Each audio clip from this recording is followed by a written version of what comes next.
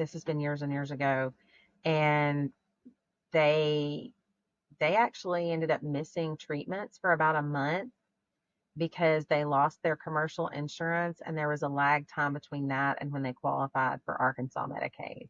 And I just felt like that was so criminal.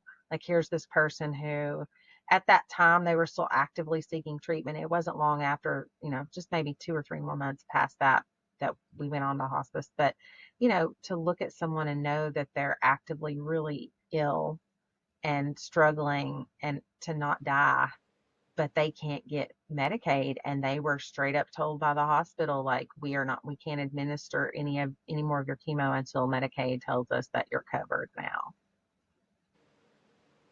I mean, That happens all the time where I'm at. All the time. We have patients. In fact, I was shocked actually, because when I came um, from the University of Arkansas, and I was there at the University of Arkansas for a very long time, and so I kind of got a front row seat to its evolution.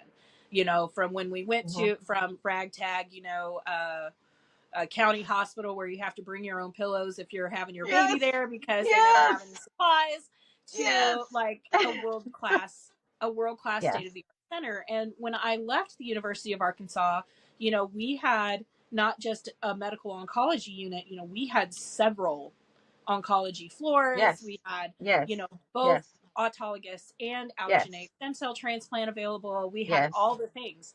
And so, and they're kind of starting to do that process at my job now, but they're in it's very infantile stages. And I do understand, cancer is big money, cancer is big business, it's a major driver, and it is one of the hardest kinds of healthcare to get when you're in a healthcare desert, which we are here in West Texas. So Yeah. it's really difficult. And if you do have, like, even sometimes if you have private insurances, a lot of those private insurances just don't pay for certain kinds of treatments to be administered in Mhm. different ways. Like, all of that stuff is dictated by what kind of plan you have. And the same is true for hospice. So if, say, you have breast cancer and you're 40 years old and you have exhausted all your treatment options and now you're going to hospice, you are now in that group of people that is faced with,